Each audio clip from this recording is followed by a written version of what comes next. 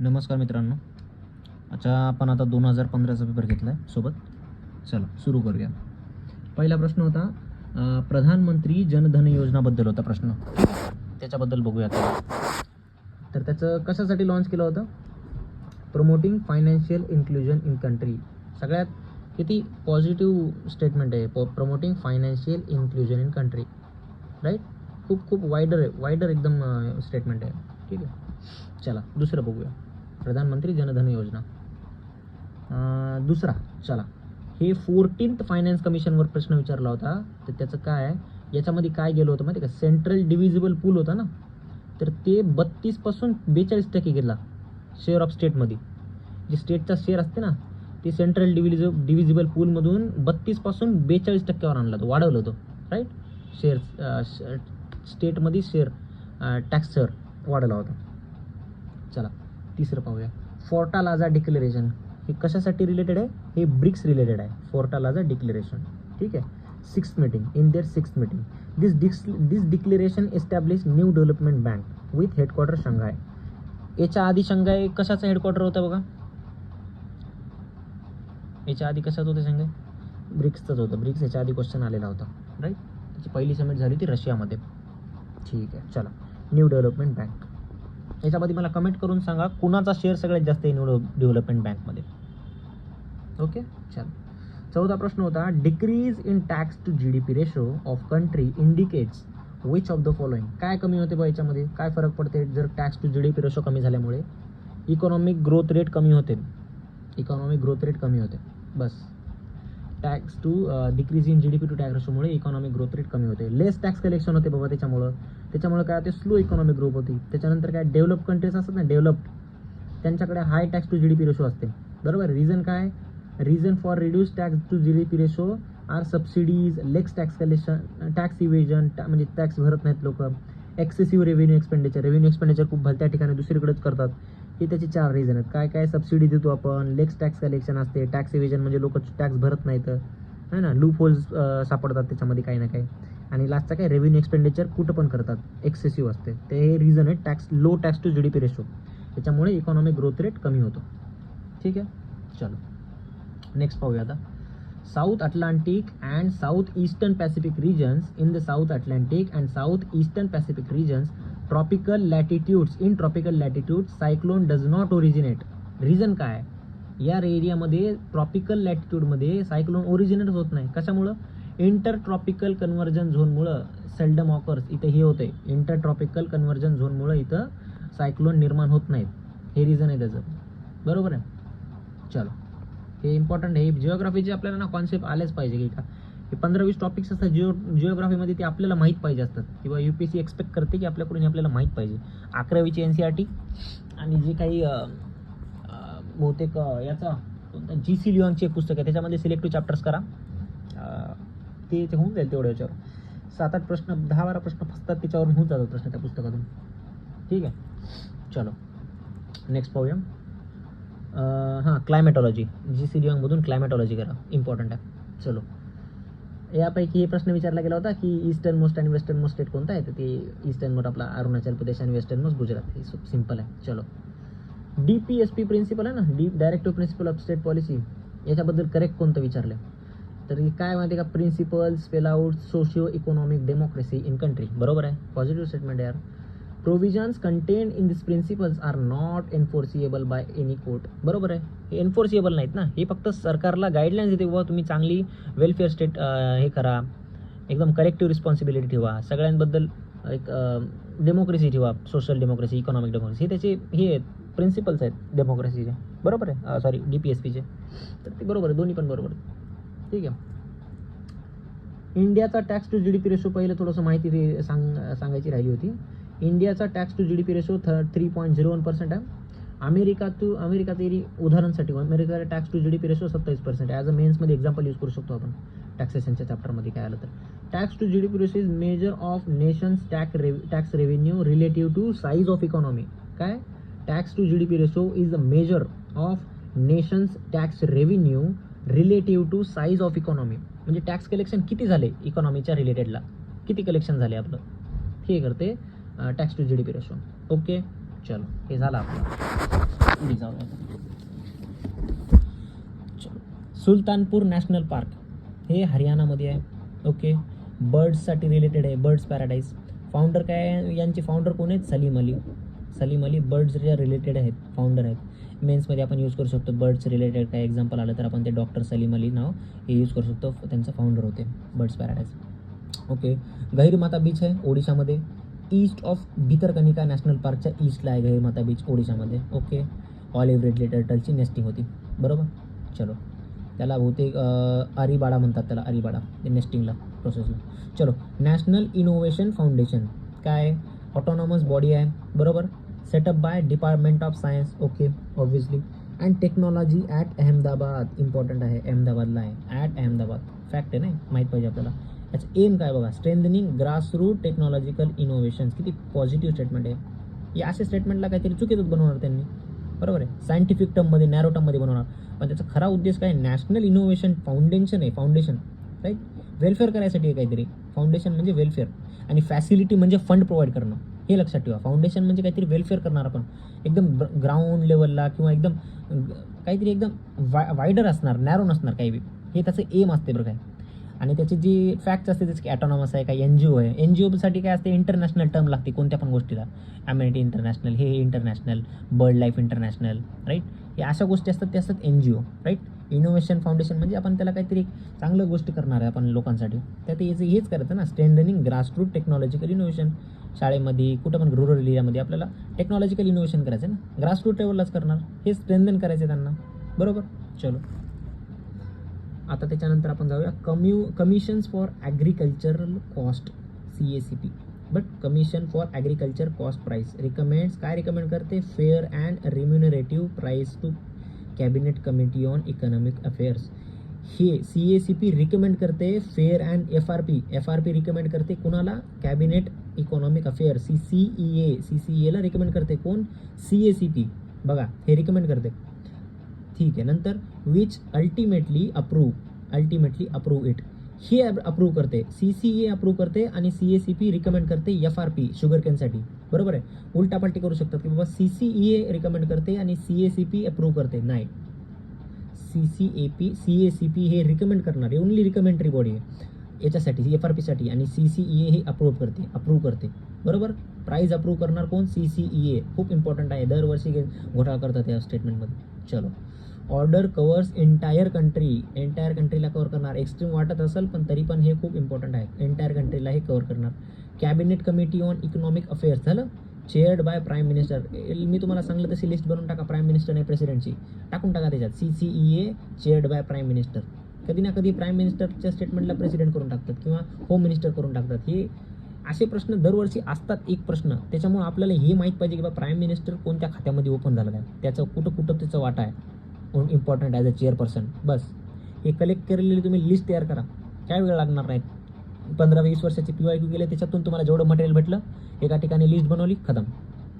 जास्त बाहेर जायचं नाही, बाहेर कंटेंट जमा करायचं नाही. याच्यावर याचं एवढं कंटेंट आहे ना, हे जर करायला गेलं तर 6-7 महिनेच लागतात जर तुम्ही रिसर्च केली तर याच्यावर. तर 30-40 वर्षाची PYQ केले, याच्यावर रिसर्च केली ना, तर मेन्स बी या PYQवरूनच होऊन जाईल तुमचं, आणि तुमचं प्री बी PYQवरून होऊन जाईल, आणि तुमचं इंटरव्ह्यू याच्यावरूनच होऊन जाईल. एवढा ब्युटिफुल आहे PYQ. एक स्टेटमेंटचं रिसर्च करा. ओके, चलो नेक्स्टवर जाऊया आपण आता. कळालं ना, CACP रिकमेंड करणार, CCEA अप्रूव्ह करणार, प्राईस ऑफ FRP, राईट. त्याच्यानंतर एंटायर कंट्रीसाठी असणार याची ऑर्डर. ओके, CCEA कोण हेड करते as a chairperson, prime minister. Got it. चलो, श्रीसायलम PYQमध्ये आलेला आहे. श्रीसायलम हा बहुतेक आंध्र प्रदेशमध्ये आहे. It is a shrine of lord Mallikarjun सुद्धा आलेला आहे PYQमध्ये, राईट.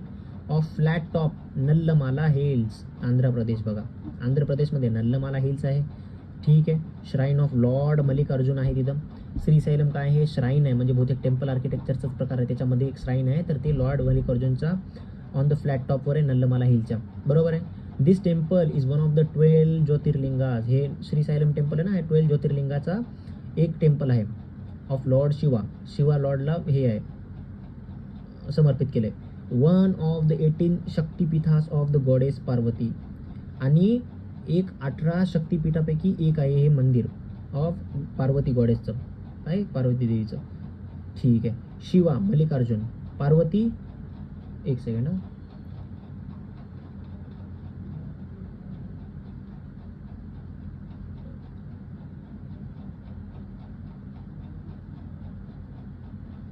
चलो हां, कुठं होतो? Srisailam Mallikarjun, lord Mallikarjun shrine, flat top Nallamala हेच आंध्र प्रदेश.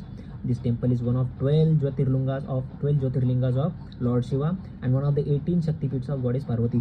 शिवाला काय संबोधित केले आपण? मल्लिकार्जुन, लॉर्ड मल्लिकार्जुन म्हणजे शिवजी.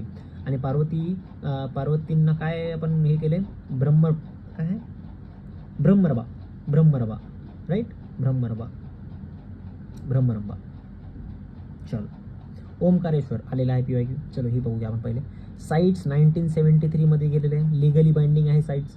3 अपेंडिसेस असतात त्याचे राईट. IUCN 1940 मध्ये नंतर आले पहिले. IUCN पहिले आले, नंतर साईट्स आल्या. It is not organ of UN. Okay, IUCN UNचा ऑर्गन नाही आहे, लक्षात ठेवा. Founded in France. IUCN founded in France, headquarter Gland, Switzerland. Founded in France, पण त्याचं हेडक्वार्टर कुठे आहे? स्वित्झर्लंड ग्लँडला आहे right. Observer to UNGA. IUCN is observer to UNGA, एवढं लक्षात ठेवा. हे UNचा मेंबर नाही, पण observer to UNGA right, United Nation General Assembly. Sites हा लिगली बाइंडिंग आहे, 1973 मध्ये आलेला आहे. 3 अपेंडिसेस असतात त्याचे. आणि IUCN 1948ला आला आहे. ऑर्गन नाही आहे UNचा, पण हे त्याचं ऑब्झर्वर स्टेटस UNGAला आहे. बरोबर आहे. फ्रान्समध्ये फाउंड झाला होता, पण त्याचं हेडक्वार्टर स्वित्झर्लंडला आहे. ओके चलो. ओमकारेश्वर बघा आता. ओमकारेश्वर काय? ऑन काय मंडहोता, हे कोणत्या हिल्सवर आहे ते बघा आता. ओमकारेश्वर हे मंडहोता हिल्सवर दाखवत आहे, मध्य प्रदेशमध्ये राईट. मंडहोता हिल्सवर आहे मध्य प्रदेशच्या. काय अक्षर आहे की बघायचं काहीच कळत नाही मला. ठीक आहे. ओमकारेश्वर हे मंडहोता हिल्सवर आहे मध्य प्रदेशमध्ये, एवढं लक्षात ठेवा. ओमकारेश्वर मध्य प्रदेशमध्ये आहे आणि कोणती तरी यम नावाची हिल्स आहे, तिथे यम नावाच्या हिल्सवर आहे. बरोबर आहे. नर्मदा रिव्हर फ्लोज होते इथून right. It is one of the 12 Jyotirlinga. ही सुद्धा एक 12 ज्योतिर्लिंगांपैकी एक मंदिर आहे. बरोबर आहे. पुष्कर बघा काय? पुष्कर बहुतेक राजस्थानमध्ये आहे. रेड स्पायर्ड ब्रह्मा टेम्पल आहे. Red spired Brahma temple lies in Rajasthan. बरोबर, ठीक आहे. अजमेर राजस्थानमध्ये पुष्कर आलेला आहे प्रश्न. चलो नेक्स्ट. एक सेकंड द्या मला, थोडं पाणी पितो मी.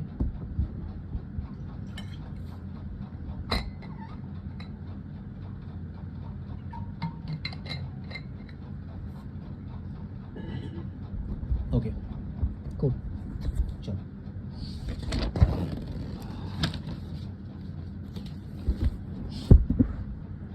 कोणतं? हां, ड्युगॉंग म्हणजे सी काऊ. हे एक मॅमल आहे, लक्षात ठेवा. सी ॲनिमल आहे पण मॅमल आहे. हर्बिवोरस आहे. IUCN वल्नरेबल आहे ग्लोबली. ग्लोबली वल्नरेबल आहे. Population in India reduce to 250च राहिली यांची पॉप्युलेशन. आणि गँगेटिक डॉल्फिनची संख्या बहुतेक 5,000 असेल. 2,000 ते 5,000 असेल, एवढी असणार. लक्षात ठेवा. किती एक्झॅक्टली तुम्ही चेक करा. तशी व्हॅल्यू वगैरे विचारत नाही, पण मेन्समध्ये आपण कोट करण्यासाठी असते ते. याची व्हॅल्यू 250 राहिली आहे. चलो नेक्स्ट. रमेशचंद्र दत्त यांच्याबद्दल पाहूया, म्हणजे RC Dutt right. Retired ICS officer आहे ते राईट. यांनी काय पब्लिश केले? Economic history of India. बरोबर, असं विचारू शकतात मॅच द फॉलोइंगमध्ये. रमेशचंद्र दत्त यांच्या पुढे इकॉनॉमिक हिस्ट्री ऑफ इंडिया, किंवा यांच्या खालीवर दुसरं ऑप्शन देऊ शकतात. बरोबर. He is one of the critic of colonialism. याच्या आधीचे कोणते होते? Dadabhai Naoroji right. Next. G. Subramaniam Iyer. हे काय आहेत? G. सुब्रमण्यम अय्यर. बघू ता. हिंदूचे फाउंडर आहेत, आपण जे पढतो वाचतो हिंदू, 1878 मध्ये इस्टॅब्लिश झाला आहे राईट. चलो. तमिळ न्यूजपेपर आहे हे तमिळ न्यूजपेपर यांनी हे केला होता, पब्लिश केलं होतं. त्याचं नाव होतं स्वदेश मैत्रम. ते 1882 मध्ये. आणि 1878 मध्ये हिंदू झाला establish right. He is also one of the economic critic of colonialism. G. Subramaniam Iyer, founder of the Hindu. Tamil newspaper सुद्धा फाउंड केला, त्याचं नाव होतं स्वदेश मैत्रन, आणि 1882 राईट. चलो. APMC ॲग्रिकल्चर काय आहे बाबा? हां हेच आहे बघा, APMCचं राईट. चलो. अंडर स्टेट गव्हर्नमेंटमध्ये येते हे right. Regulates under state governments and regulates notified agriculture produce and livestock. Whole geographical area is divided into market area और मंडीज राईट. जेवढा काही जिओग्राफिकल एरिया आहे ते मार्केट एरिया आणि मंडीमध्ये डिवाईड केला गेलेला आहे. आणि हे काय करतात? APMC स्टेट गव्हर्नमेंटमध्ये येते आणि रेग्युलेट करते आणि नोटिफाय करते काय? ॲग्रिकल्चरचं जे प्रोड्यूस असते आणि लाईव्हस्टॉक असते, ठीक आहे, त्याला नोटिफाय करते. चलो. साल्ट वॉटर क्रोकोडाईल याच्या आधी आलेला आहे. फ्रेश वॉटर असतात ते भितरकनिकामध्ये right. Largest of all crocodile, सगळ्यामध्ये मोठा असतं, one of the largest right. IUCN vulnerable. दोन लक्षात ठेवा, साल्ट वॉटर क्रोकोडाईल भितरकनिकाला असते, भितरकनिका लक्षात ठेवा, आणि लार्जेस्ट असते सगळ्यामधला. Olive ridley turtle, Odisha Gahirmatha, याच्या आधी सांगलं तुम्हाला east of Bhitarkanika national park, right. चलो एक सेकंड, मला कन्फर्म चेक करू द्या काय आहे. हां, भितरकनिका नॅशनल पार्कच्या ईस्टला आहे गहिरमाथा बीच. चलो, आणि लार्जेस्ट ब्रीडिंग साईट आहे, राईट. कशाची? ऑलिव्ह रिडले टर्टलची, ओडिशामध्ये. साऊथला काय याच्या? ऋषिकुल्य रिव्हर, मी याच्या आधी तुम्हाला मेन्शन केलं होतं, ही आता न्यूजमध्ये. Rushikulya river beach also provides mass nesting site, right. ही सुद्धा आहे.